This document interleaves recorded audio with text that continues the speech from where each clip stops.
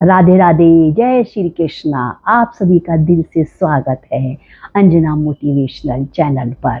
और आज का टॉपिक है कि हमको महाभारत से 3 लेसन्स मिलते हैं सीखने के लिए कि जो हम किसी भी कठिनाई को पार कर सकते हैं। ऐसे कथा जो हमारी हैं, पुरानी कथाएं, वो हमें कुछ ना कुछ सिखाती हैं। रामायण से तो हमें बहुत कुछ सीखने को मिलता है, क्योंकि रामायण में सभी ये कहते हैं कि अपने अंदर रामायण को उतारो। और जो रामायण के पात्र हैं, सब कहते हैं कि उसकी तरह बनना चाहिए। और हमें ये सिखाती है रामायण कि पुत्र कैसा होना चाहिए, पत्नी कैसी होनी चाहिए, और भाई कैसा होना चाहिए, और पिता कैसा होना चाहिए। एक आदर्श पात्र के रूप में हम देखते हैं रामायण में। लेकिन महाभारत गीता के अलावा 3 लेसन सिखाती है, जो हम उनको अपने जीवन में उतार लेंगे ना, तो आपको कोई भी लाइफ में किसी में परेशानी आएगी ही नहीं।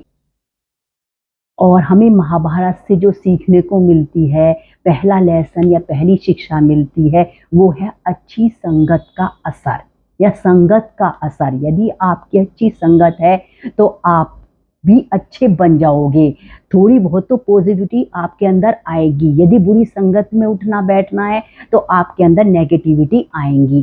कौरव बुरे थे, लेकिन इतने बुरे नहीं थे कि वो पांडवों का इतना बुरा चाहते हों। वो शकुनी मामा की संगत थी जो उनके अंदर जहर घोला गया, और वो इतने बुरे बन गए, और महाभारत का युद्ध का अंजाम हुआ।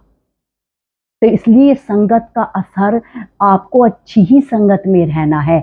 अच्छी और बुरी संगत का बहुत असर रहता है, क्योंकि एक दिन नहीं, 2 दिन, महीने में आपको असर आने लगता है दूसरे का। तो जितना हो सके अच्छी संगत ही रखें।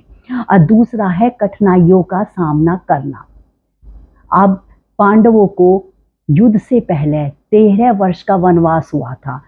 उस टाइम पीरियड में उन्होंने कितनी कठिनाइयों का सामना किया। साधु संतों से मिले, और कैसे छिपना चाहिए और कैसे अपने आप को बचाना चाहिए। वो ही उनकी जो उन्होंने कठिनाइयों का सामना किया था, वो ही शिक्षा उनको काम आई अपने युद्ध में, और उनको सफलता हासिल हुई। तो कठिनाइयाँ आती हैं जीवन में, लेकिन वो कुछ ना कुछ सिखा के जाती हैं। जैसे स्ट्रगल है, डिप्रेशन है, स्ट्रेस है, आज की दुनिया में बहुत है, लेकिन ये हमें कुछ सिखाते हैं। हमें उनसे लड़ना सिखाते हैं, हमें पेशेंस आता है, हम उससे लड़ पाते हैं। कि परेशानियां भी हमें बहुत कुछ सिखाती हैं। इसलिए कठिनाइयों से नहीं घबराना चाहिए, डटकर खड़े होना चाहिए, और लड़ना चाहिए, और आगे बढ़ना चाहिए कि जीत जरूर हासिल होगी। और तीसरा है अत्यधिक भावुकता होना। वैसे अत्यधिक भावुक होना तो अच्छी बात है भाई, प्रेम है, ये मोह है एक दूसरे के प्रति, अच्छी बात है। लेकिन इसको अति होना या अत्यधिक होना तो अच्छी बात नहीं है ना। जैसा धृतराष्ट्र का पुत्र मोह था, वैसे वो अच्छे थे धृतराष्ट्र पिता, लेकिन उन यदि वो कंट्रोल करते तो ये शायद आज युद्ध ना होता। लेकिन उनका इतना प्यार करना, और आजकल की दुनिया में तो सब पैम्परिंग बहुत हो रही है, लेकिन पैम्परिंग करो, लेकिन बच्चों को अच्छी शिक्षा दो। बच्चा एक बार गलती कर रहा तो उसको टोको, दोबारा कर रहा है तो दोबारा टोको, और उसको इतना हो सके कि उसे इतना अत्यधिक प्रेम ना करें, उसको प्यार करें, लेकिन शिक्षा अच्छी दें। तो हमें महाभारत से ये सीखने को मिलता है कि अत्यधिक मोह करना अच्छी बात नहीं है। यदि धृतराष्ट्र अत्यधिक मोह ना करते तो आज उनका वंश होता, और वंश का अंत नहीं होता।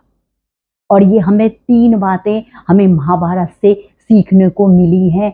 एक तो आपको कठिनाइयों से सामना करना, अच्छी संगत, और अत्यधिक भावुक ना होना।